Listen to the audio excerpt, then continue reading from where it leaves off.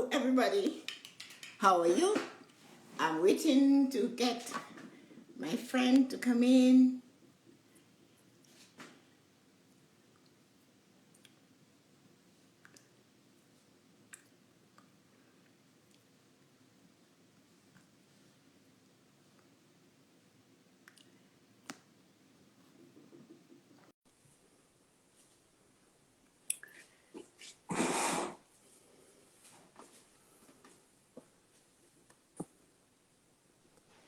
Hey, here you are. Hello. Hello, hello. Hold on. Go live. Let's go live. Are you good? It's loading up. Go It's still live. loading. Okay, that's all right. Okay. So that's good. We have all these people. I cannot hardly see your face. Sam. Wait, hold on. Hold on. I'm gonna go ahead and join again. Give me 1 second. Okay, all right.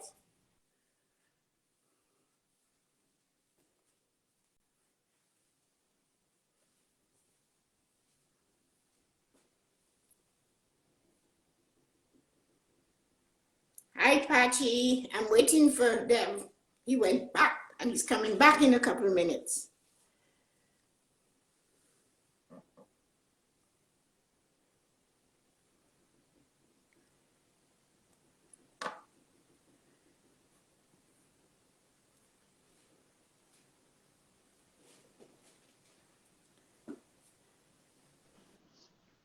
There we Hi. go. Okay. There you are.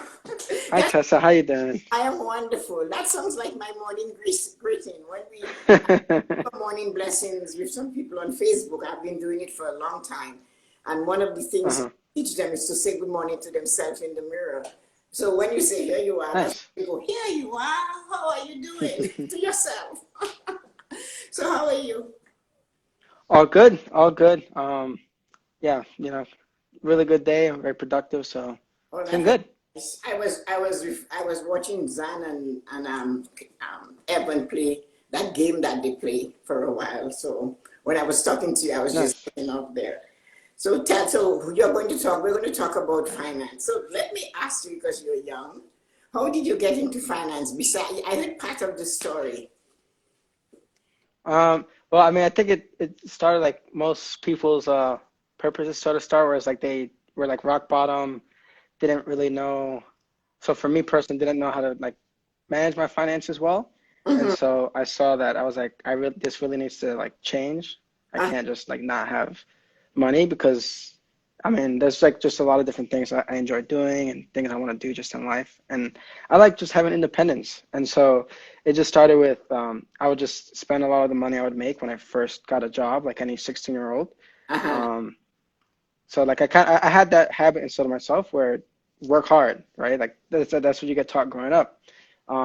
So I worked since 16, but I didn't know how to manage my money well, and so for a while I was just kind of struggling with finances, trying to like pay for things and pay for school or save up for things and things like that. So once I realized, okay, like I don't have much money left, started to live on my own, and that I just didn't have enough money to really make ends meet. I was like, okay, this has to change. I'm tired of feeling like this sort of trapped feeling of like, oh, I can't do things because, just because of that small like financial literacy, like, those little nuggets of wisdom from financial literacy.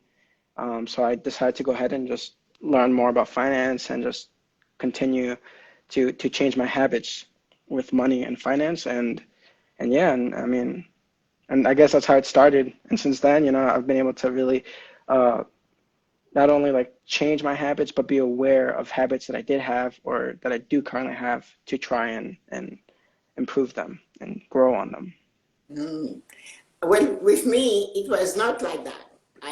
I came from a family where you had to manage money. There was no choice. It was part of the name comes from my last name is Shillingford, which means many money lenders. So I grew up in that type of mentality where the Oh, money was important to them. My parents had their businesses and their work. So I was always in it. But when I got married hmm and I moved to Canada, I don't have my parents' money. hmm I don't have, the background of my parents and their money. It wasn't that. hmm I had to figure it out. But I had been trained because we had businesses and we helped in the businesses, work in the businesses. So I knew the Mhm. value of money because I knew what the money did for me. Growing up as a young girl, we went to the best schools, you got the best opportunities, you had this type of things. So, so I had to figure it out. And at the back of my mind, I always knew I wanted to be better when I am older. I want to make sure that I have the comfort that I know you can have. And so because of Mhm. that, I was really, really interested. I'm sure it's my brother calling, just ignore him. So, so I was really, really interested in, yes. So anyway, I decided I am going to do as much as I can to figure this out. And Mhm. I knew what to do. But in those days, when you're 22, you're just married. I worked for the government of Ontario, and my pay was like $263, and my husband was not much more. And I knew I wanted to save. I remember being amongst people who were born in Canada, and they were predominantly white, of course. So we were like the fly in the milk in those days in Toronto.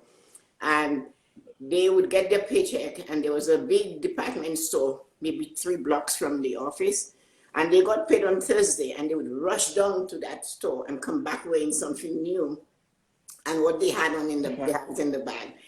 I would go down to the credit union and get them to take $1.75 every week. It was $1.75, but we got paid every 2 weeks.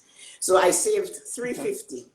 $3.50. That's what we could save every 2 weeks. And every 6 months, they gave us a raise of $3.50. And when we got the raise, I saved the whole thing. Nice. My husband got a 25 cents raise, and we saved that. And we kept doing that until it got to $80 every 2 weeks. But if I had not started with the foundation of Huh. $3.50, because that is what I had to do for us to do that. So we were able to buy a house from those earnings. So in Mhm. 5 years, it got to be about $11,000 because we were saving everything. So we had the $5,000 down in the house, bought the house, and that is Nice. how it started. Because the most important thing you can do for yourself if you want to grow wealth is to have your home Mhm. paid for. If your house is paid for, you're growing wealth. Because the minute that mortgage is finished, that money you can invest it in other ways. Mhm. So that was the philosophy I took, and that is how we started. So my foundation is being very smart with money. Um, I used to make my own clothes, sewing it by hand. I didn't have a sewing machine. So if I wanted to make a skirt, I had to Okay. buy the fabric, come home and stitch it. And that is Mhm. how I did it. So the journey was to be folk. I had a journey, I had a plan. Like when people say to me, did you work so hard for your money? I don't accept that because I didn't work Mhm. hard. I worked with a purpose and a plan. I knew what I wanted. And I knew there was going to be children and family and all of that. But at the end, I knew I had to have a life. We needed a life after all of that. And so the purpose was always there. And I still today, when I teach, I tell everybody, you must have a savings account. And that is first. That is the Mhm. first money that Yes. it doesn't have to be all of your money. It could be $10, but Mhm. it must be the first. So how tell me about your part in savings? I'm sorry, you broke up there? Oh, I was saying, talk about the savings portion. How did you work that out with your savings? Um, well, I was transitioning to college, so for me, it was my first goal was to save up enough money to pay for tuition for like the following semester, sort of thing. So, but I guess when I first got the job, just save up as much money as I could, right? Just build up as much as I can, after you pay for all your food, rent, things like that, right? Like, um, then as I built up my savings and I had some cash there, I realized, okay, I have enough to pay for tuition. Like from there, like I want to go ahead and like try and build habits from my paycheck. So instead of just like paying all my other expenses and then saving, I wanted to try and like automate a lot of like my paychecks and things like that. So it's just kind of natural now because now I have enough cushion to like pay for school or pay for different things. I could continuously save. Mm-hmm. Um, but so that's I guess how I really started, just build up like a cushion first. Once you have enough, then from there analyze, do you want to save perhaps a percentage? Do you want to perhaps save like a exact amount, you know? For me, I think I just tried to save up literally everything I could that was besides tuition, rent, and food. I really think besides those three things, oh, and textbooks, although I think that was part of like tuition, right? But besides really those three, four things, I think I saved every other penny I could get. But uh, that was like probably the first year I think of college. Like the How did first year, year and a half, just save everything. how did you transition that to teaching your friends and people around you about saving? How did you relate to them to teach them about savings? How did I relate to people around me? Yes, to teach them because Like, you is it like more starting off, or are you talking about more current? no, because you had to practice on somebody besides yourself. So who did you practice on? Who did you mentor, even not as a real mentor? Uh, well, I guess for me, a big turning point was the books, like reading Rich Dad Poor Dad. I Mm, just tried to follow that philosophy of like one of the ideas. I don't know, maybe if you never read it, but one of the ideas is how it's like the kid talking to the father, and how the father said he was going to pay him. What if he paid him $1 more, or mm, what if he paid him $2 more? And the kid, now you're in the head of the kid, and the kid's thinking, oh man, if I get paid $10, I could go and buy, I don't know, these new sneakers. Oh wait, $15, I can go and buy this new mhm. bike now. $20, right? So it was that mindset, and it was those little perspectives into like the mindsets of like just different habits with money, that for me I was like, whoa, that's totally true. That's like when starting off, I was totally like, oh, if I could just get a slight raise, and I could try and be able to go ahead and purchase this new thing. Well, So I think I modeled a lot more after books, yeah. Well, with me, especially just because go I'm ahead. sorry. No, no, go ahead.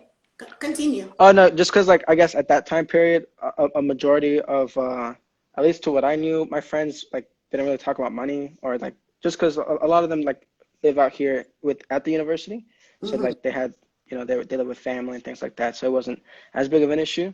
Um, but yeah, so for me, I think it was really just books, like learning, getting perspectives from Robert Kiyosaki, or like other role models, Dave Ramsey, um, other big names. And then also like YouTube, internet, just like, okay, like trying to see what is it that works for other people, and try and model that as well.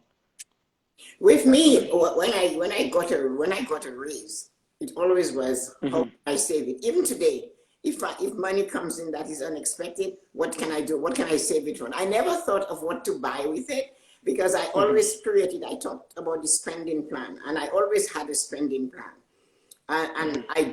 I didn't like the word budget because it reminded me too much of being Hmm. on a diet.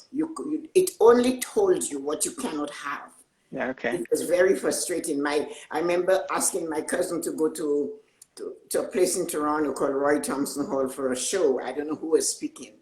And she went Hmm. into a tightness of her body and telling me, I'm on a budget. I cannot, like this. And that was the first Hmm. time it really hit me. And I was still very young. And I said to her, you know what? Budget is not a good idea. So when I got deeper into teaching finance and observing people at work, even the people Hmm. around me, and then I was at the bank, and so the customers, I created a spending plan. Because with the spending plan, the first thing I have at the top, I tell them savings, and everybody looks at you and their savings before I pay my rent and before I pay my this, and I said yes, before you pay this. But I had to teach Yeah, them. it's crucial. Yes, it doesn't have to be $100. It can be Hmm. $10. But you have to put it, you have to honor yourself first because they teach you what Yes. they tell you. Everybody says, pay yourself first. Nobody teaches you how to do it.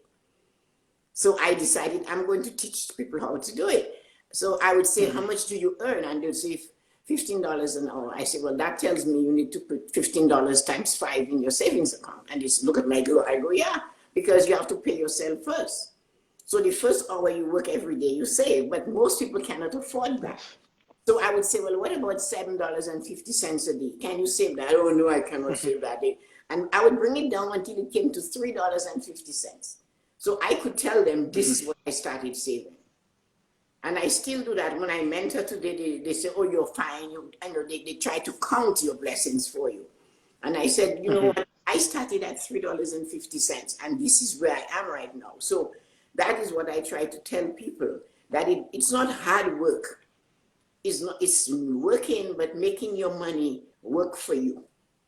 And you have to do that Yeah, smart. and that consistency, right? Consistency, automatic millionaire. I tell them that because, and you know what I use as a reference? The government does not trust you to pay them. The IRS does not trust you to pay them. They go to your boss, your company, and you say, "I want my tax. They owe me tax. Can I have it now?" So I said, "Well, use the same philosophy. Go to the bank and tell them, take $10 from my paycheck every week when it shows up." And people say, "Oh, the That's bank so true. with that." I say, "Yes, they need your $10 so they can give your brother a loan for his car."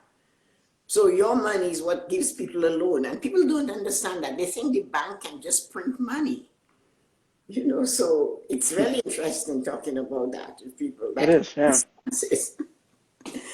And so how are you tutoring? How are you teaching now? How are you mentoring? How are you helping? Sorry, you're freezing. Oh, Sorry, okay. you're freezing a little bit. One more time, sorry. You froze right there at the end.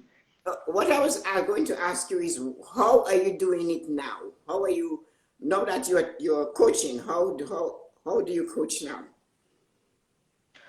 So this like coaching concept, I haven't really like thought of too much.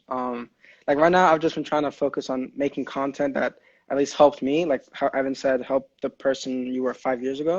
And Yes. so I'm trying to like share content on Instagram and YouTube on like building those habits of like savings and then investing and things like that. Mm-hmm. Um, but I guess coaching stuff I haven't really done or really thought too much into.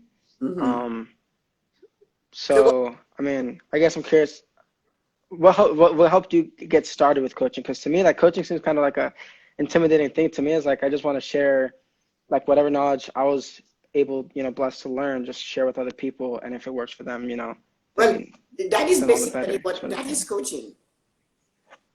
That is coaching. Oh, That is coaching. What you okay. learn, you share. But the coaching part is Yeah. where you if you're really interested in seeing success for that person, then you might have to say, "Hey, how are you doing?" Because sometimes as you know, when you start on a journey like this, you can fall off the journey, right? So if you want to Yeah. coach them and you want to see them successful, sometimes you have to prod them and say, "You know what? How is it coming?" But coaching really started for me when I wrote my first book, but I started in the bank coaching. So while I was at the bank in 2002, I could see the trend for 2008, what would happen in 2008, because I could see how money was being offered to people and people's Okay. recklessness with money. Some of my customers, I got into trouble at the bank. They gave me a promotion rather than fight with me. Because I said to them, they would tell me, "You need to sell more to these customers, make them get more into debt." Mm-hmm. And I said, "Some of my customers don't need debt. Mm. They just got out of paying their Yeah. house. I'm not going to bury them in debt." So they figured out, if we make her manager, she has to bring in the revenue. So she will get her team to do it. But I didn't. I taught my team how to request business from these people's family. Tell them to be a Mm-hmm. reference for them. So that is what I noticed. And we still made our quota. We still got our bonuses because we did what we had to do, but not the way they wanted us to do it. Nice. Yeah, And the right thing, yes. yeah, and when I wrote the book, I retired, but I wrote it Mm-hmm. in 202 and I didn't publish it until 209. So I published it at the right time. And I called it Controlling the Debt Monster, because you cannot get rid of debt. You're going to always have some sort of debt. You're going to get rid of school debt, your house debt, but you're always going to have credit card payments you make every month. But it's how to manage it, how to control it. That's true. And that is what Yeah. I do. So I started mentoring in the bank, and what I would do at nights, I worked from 12 to 8 on Friday nights, and I worked on Saturday purposely. So I would have customers come when the managers weren't there, so I could spend as much time with them to get them, to help them. And that's how I started coaching. So, and then when the Okay. book went out and I left, I went to work for nonprofit, and financial literacy was a big thing. And so that is how I really got my teeth into it, and a lot of success with it because I put a lot of passion into it and helping. But every time you teach somebody something, you're coaching. And if you hold them Hmm. responsible, then you're even coaching more.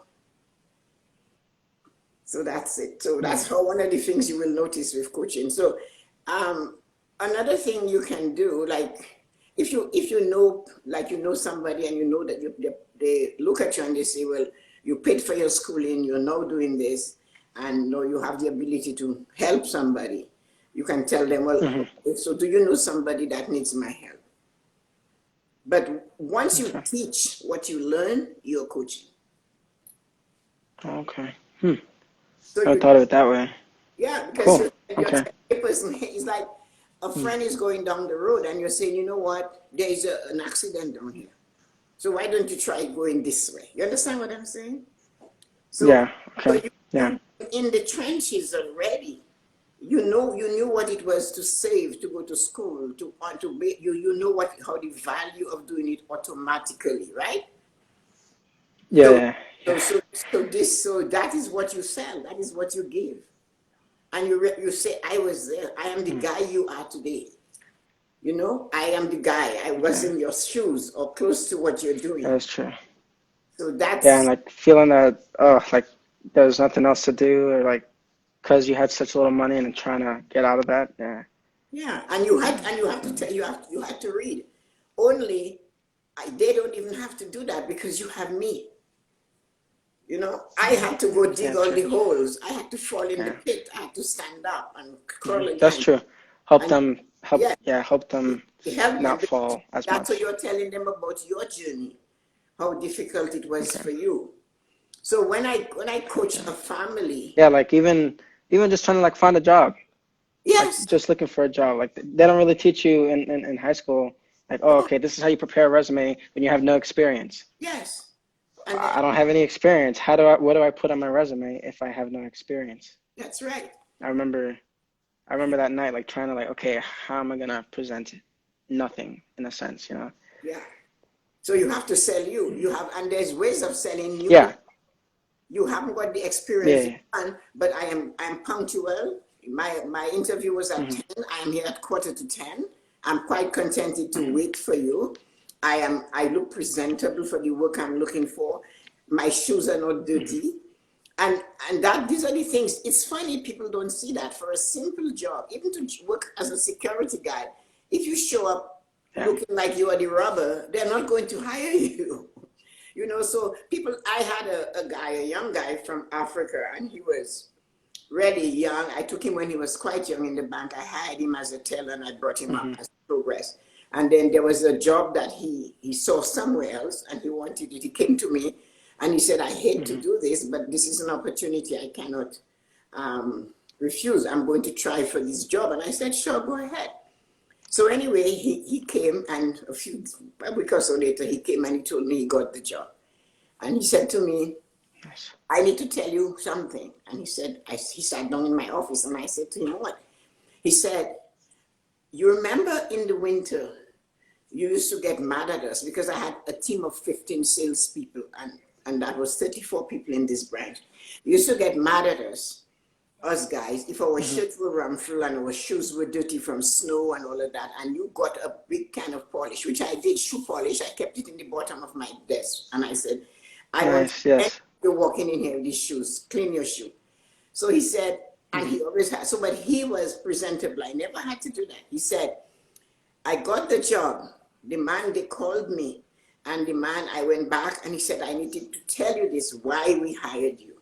He said, you Hmm. didn't have, you had the education, you didn't have all the experience, but you were tidy Hmm. and your shoes was clean, your shoes was polished. When you sat in this round table, we could see your shoes.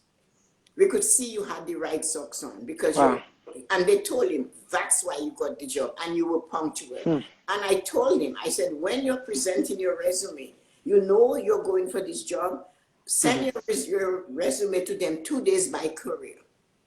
You know they have it, but they downloaded it from where you send it. So send it in an envelope. Put your Could business. you repeat that last part? Sorry, it cut out again.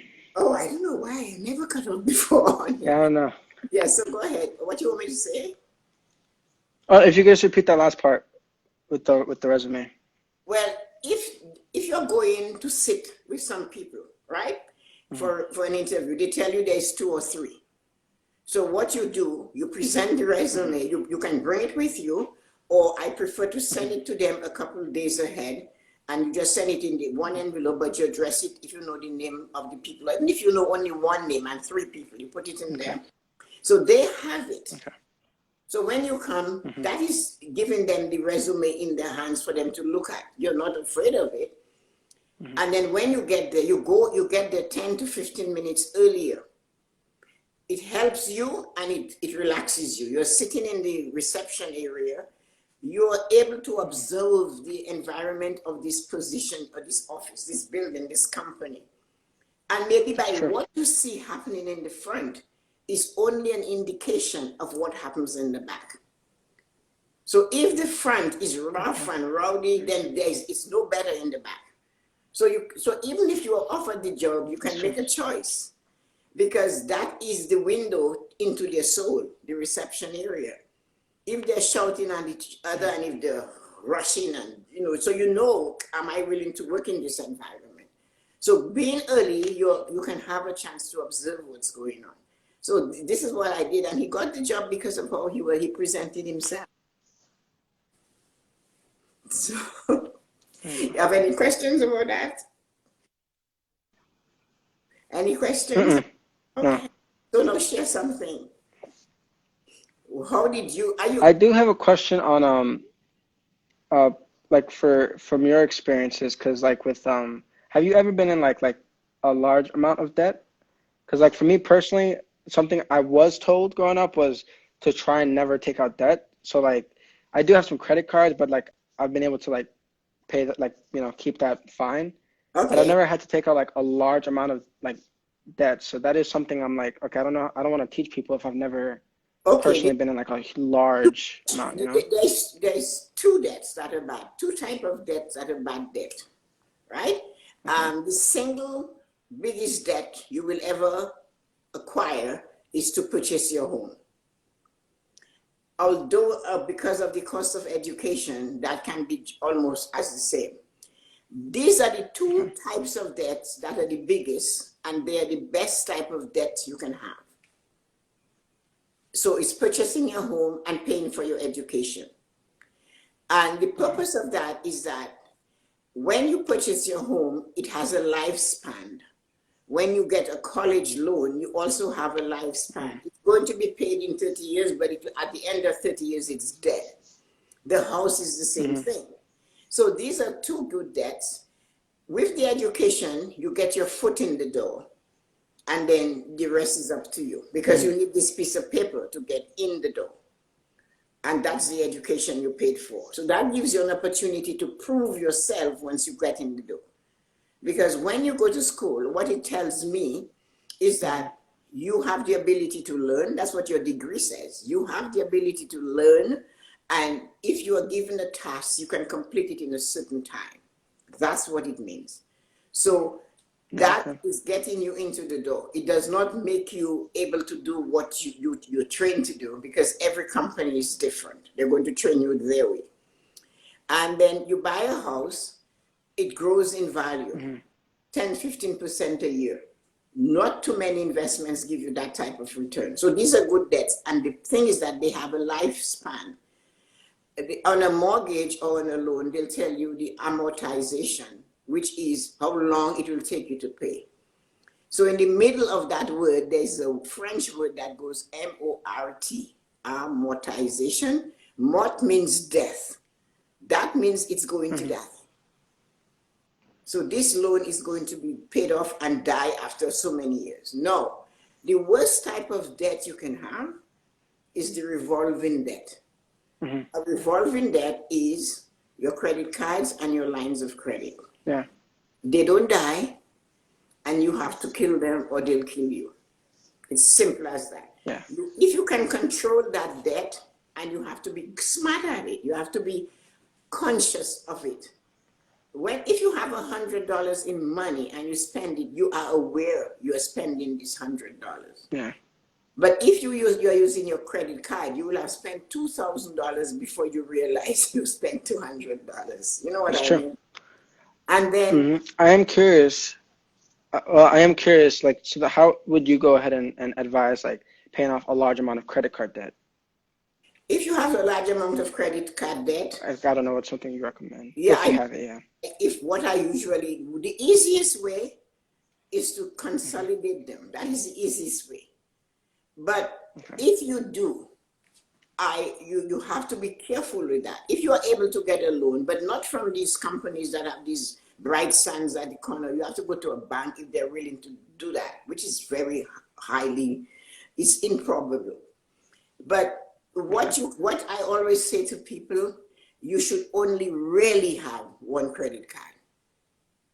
I happen to have two because I travel a lot, and I have one that I used to shop on Amazon and these things, and the limit is $600. The other one has a larger limit, but I don't use it often. When I could travel, I would use it just to get the points or whatever, but that money was there to pay. So once you're in a credit card situation and you have more than one, you need to bring it down to one credit card. Nobody should have a credit card that has more than $2,000 limit in it. No one. Because you owe your soul to the banks. These institutions own you. Credit card interest is like 29%. And if you don't pay it off, it is compound interest. Yeah. I had something, what was it? 2,000, anyway, it was a small amount. I brought it up last week. And it was going to take me 11 years and 1 month if I paid $10 a month. And that is the minimum payment. So you have to take these credit cards, try to consolidate them, and put yourself on a plan. So you're paying off this credit card. If you can put all in one, it would be better. And then leave it alone. Don't pick up that debt until you can go and pay. You have it paid off. No. The thing to avoid so that you don't go back to using a credit card is open a savings account. So you have this credit card, it's a big circle, right? So that's the big debt, it's huge. Over here, you have a tiny thing that is your savings account. So you've been working diligently, you're putting $10 a week in your savings account, and you're paying down the credit card. So you pay down for 2 years, 3 years. And finally, when the last year comes, an emergency comes up. Something happens. It always, like they say, Murphy's Law, something is going to happen. And you need $1,500. Most emergencies is about $2,000, not more than that. It's the type of thing you call an emergency. Now, if you have been saving $10 a week or for the past 3 years, you will have $1,560 saved from $10, right? You don't touch it. You pay down that debt 3 years, and as soon as this 3 years is coming, 1 year left, something happens. But you have this $1,500 there. You take that, you attend to the emergency, and you keep paying the debt down, and your savings next week, another $10 start again. So where people get in trouble is that they don't have that cushion. Dave Ramsey got himself in a lot of trouble during the pandemic. Yeah. Because he told people to pay their debt and don't save. You cannot do that. And a small emergency account, you can make it as big as you can. It's important to have it. So you pay down, you take the money from that savings, you got rid of what happened, the emergency, the car, the battery, or the house, the furnace, you know what I mean? But you continue paying the credit card off. But the following week, $10 starts again. So you're constantly saving.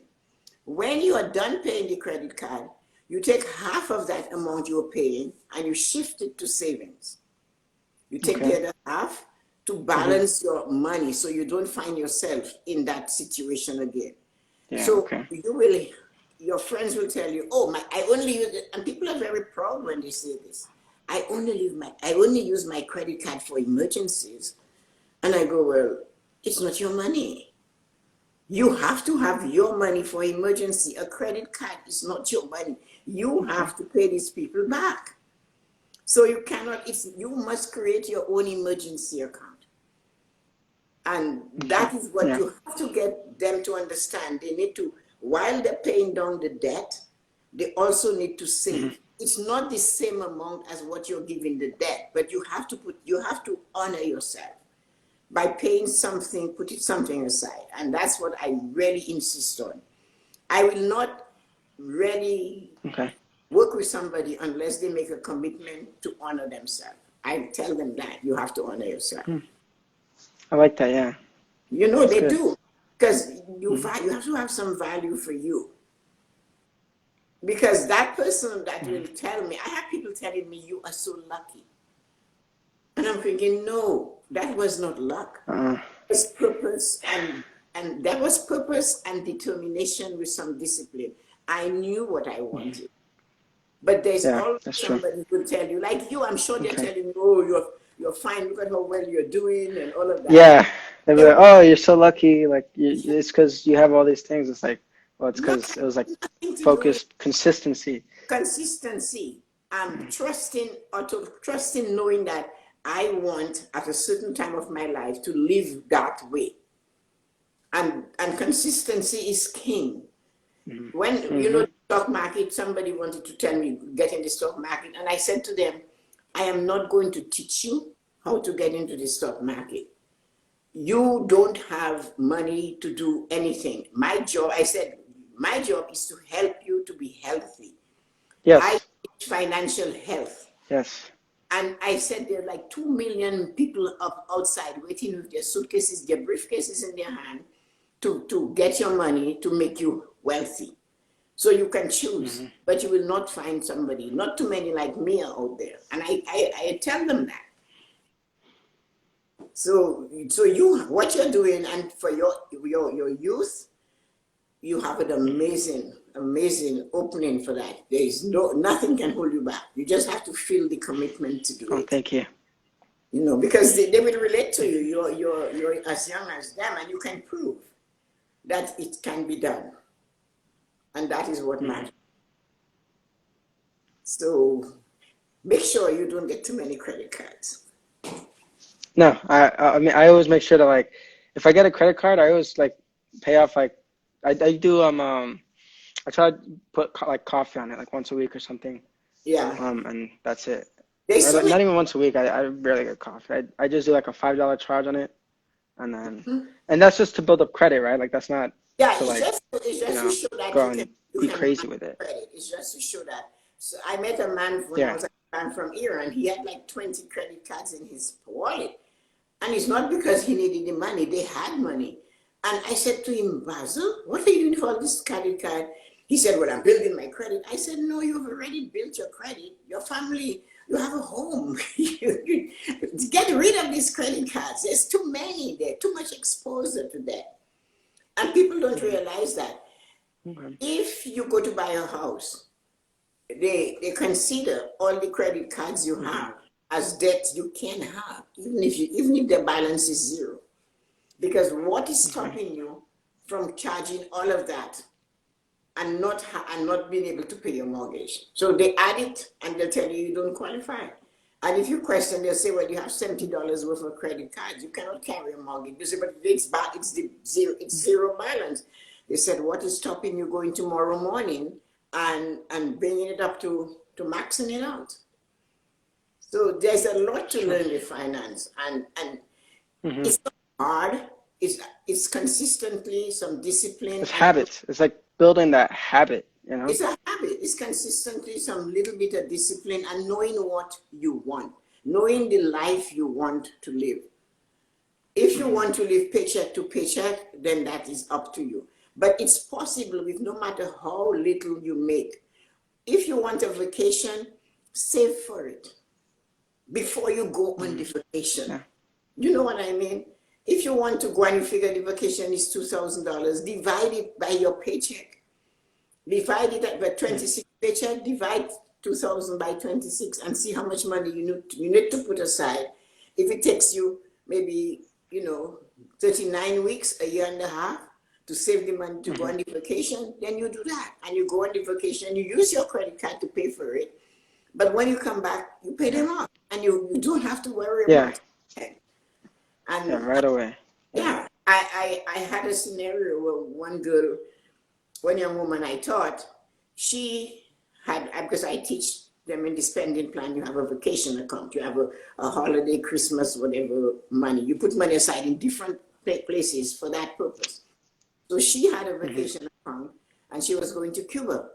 She called her friend and said to the friend, I'm going to Cuba and it's really a good deal. It's only $1,500. Would you like to come? The friend said, sure.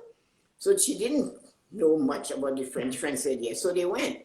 So the following year, she said to the friend, since we had such a nice vacation, let's go to the Dominican Republic. So the friend said, I cannot do Okay. that. I'm still paying for the vacation. I went with last year because she didn't have a plan. So when I did the blog about it, I called it Whose Wind It Is Anyway. She got caught in somebody's wind. She had already set her sail to go on her vacation. She had a plan. And there you are, Nice. jumping in there. You know what I mean? So Mhm. you have to Yeah. understand when somebody is already in the wind of what they're doing, you cannot come and catch the wind because you're not prepared for the force of the wind. And that's what happened to them. And so you see, that's the only thing Yeah. about coaching is that you coach from your experience. You cannot coach from True. anything. You cannot coach from somebody else's experience. You have to be able to have Yeah. lived it or observed it or learned from it. Definitely.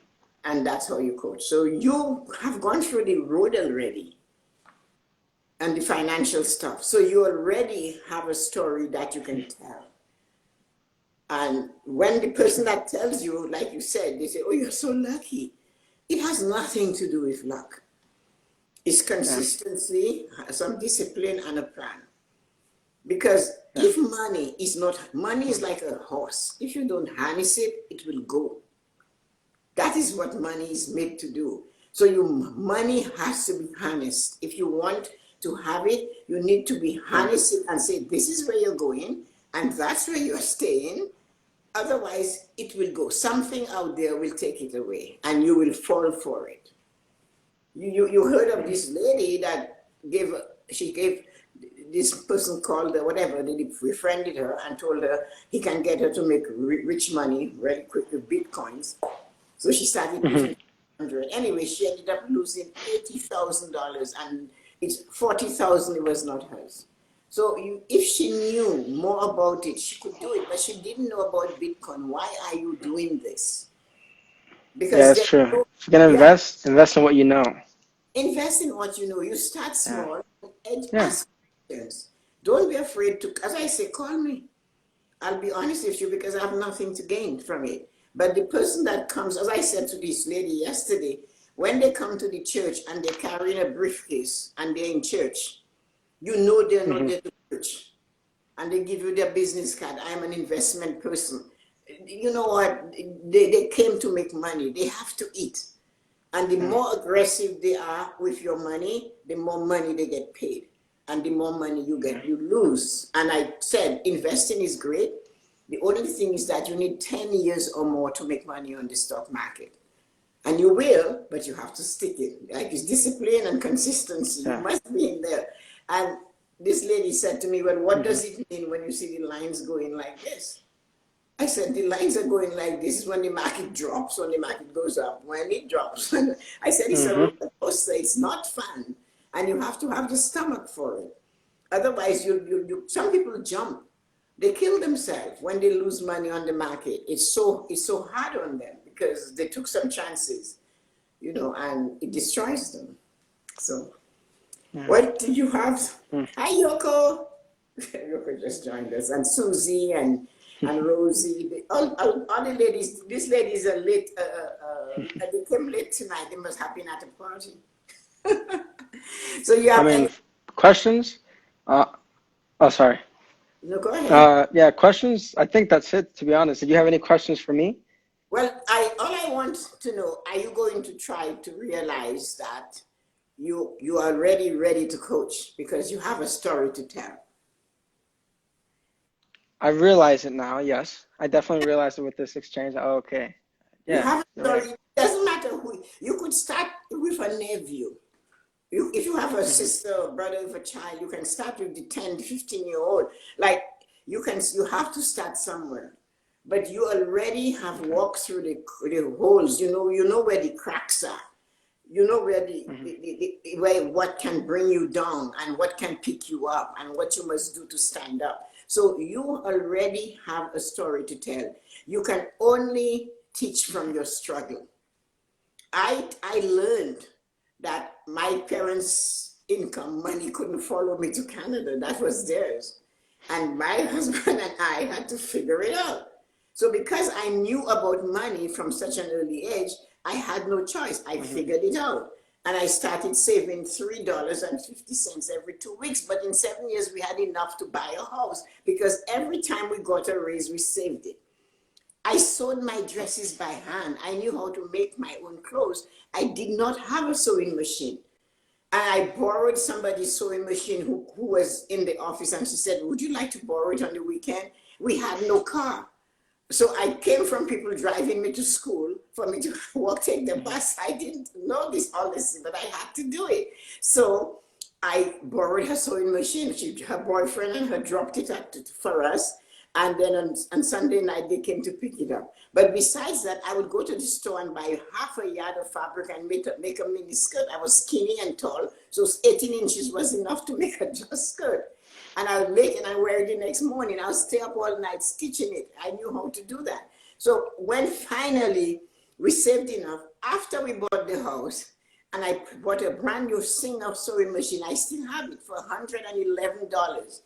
And I sewed, and Wow. I made, when my daughter was born, I made all her clothes before she was born. Everything I sewed. I Wow. learned to can, I learned to cook, I learned to make. My parents, I grew up with a bakery where they baked 30,000 pounds of flour a day, a huge bakery. And I didn't know how to make bread because I never worked in there. But I learned how to make bread.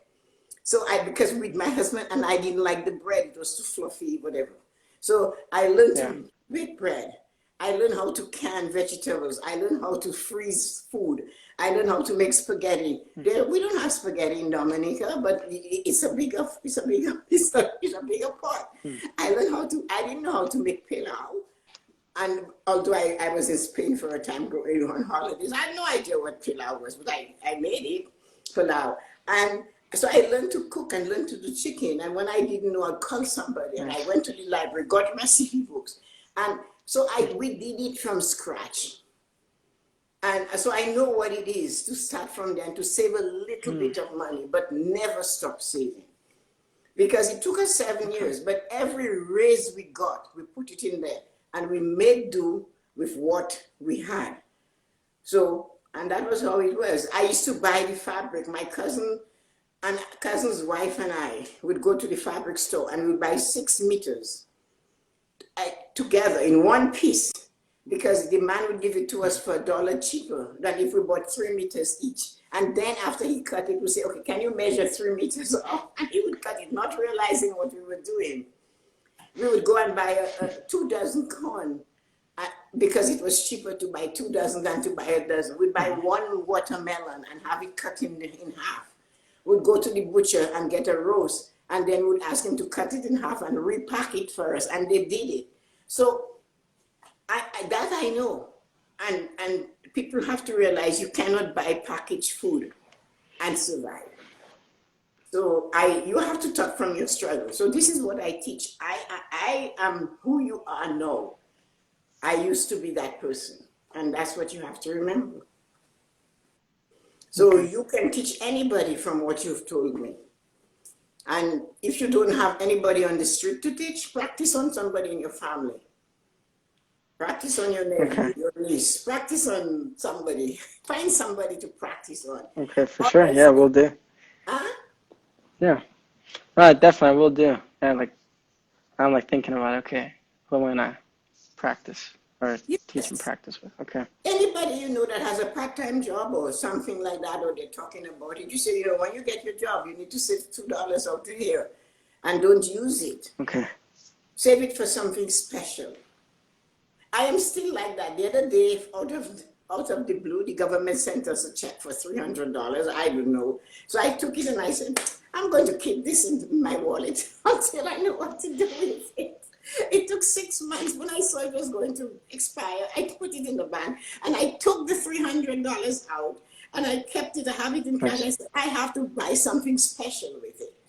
So that is what you teach somebody. Money you didn't work for or you receive, never just throw it away and buy and make some money. Put it aside and buy something with it so you can remember what you did with it. It's like the people who, my mother taught that to me. She said, where do people pay for the lottery? They win $5, they take the same $5 and they buy a ticket. She said, that is saying that wasn't enough. Take the $5, put it in your purse, and then take money that you have for the lottery and buy it. But the money you receive, she said, don't give it back.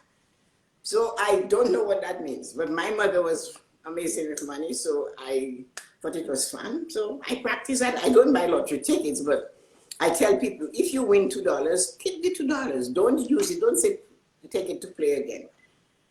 Accept what you get, because then you're saying, okay, I'm okay with $2. And we were taught that if you take care of the nickels, the dimes will take care of itself. My mom used to say, do you actually throw money on the floor in your house? And people will say no. I say, well, then why there's money on the floor?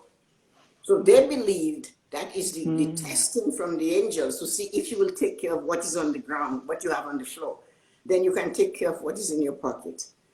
So there's a lot of money. Money is a wild, wild thing. And if you don't harness it, keep it in chain, as you said, hold it together, consistency, it will go.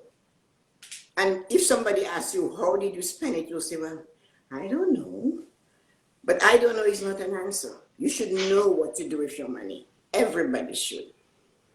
So I don't think I have any more to give you.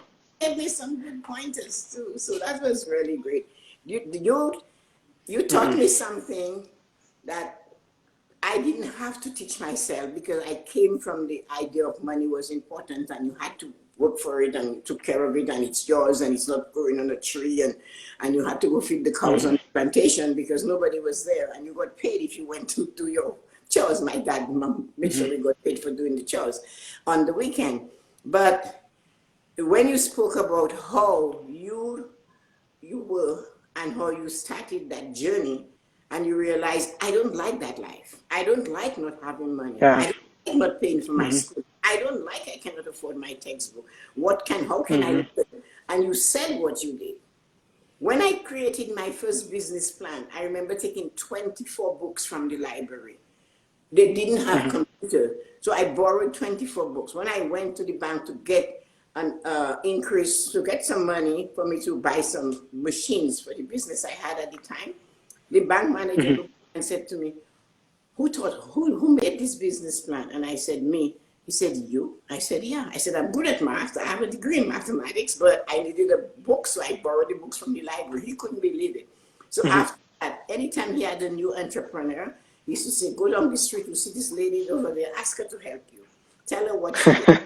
So so you can tell them that. Tell them what books you read, what you got from the, so share it. Everything you learn, you have to share. Every struggle you have, and you come out of it. My father said to me, knowledge is not yours to keep. He said, it's to share with others. He said, you get it, you have to give it away. You get the knowledge, you give it away. And he always said that knowledge is not yours to keep. So that's what, you have it, so share it. Start small so you can go big. And so I hope you had a good time. We took an hour, almost an hour. So this was fun. No, I loved it. This was great. We should do it another time. Definitely appreciate. It was breaking up, but. No, we should get others to come and send us questions, and we'll try to answer their questions. So next time. Definitely. Let's do it. Yeah, we'll say Okay. we're going live and we want some questions. We put it in movement makers Yeah. and see. Okay. Okay. So I will send you a copy Yeah. of the. All right. Okay. Okay. Thank you so much, and everybody that came, Cool. you, Thank Susie, you. Ezra, and I'm Yeah. so Thank you guys. thank you. I'm so Appreciate it. grateful for coming And on. thank you for your time, Tessa. Oh, that Thank is you for my your time. time. I appreciate sharing ideas. It's fun. You too. I enjoyed talking to you, and I really like the idea that you did it on your own. I am so proud of you. So share. Oh, Take care. oh Love man. you. Bye-bye. Awesome. Thank you. Take care. Bye. Bye.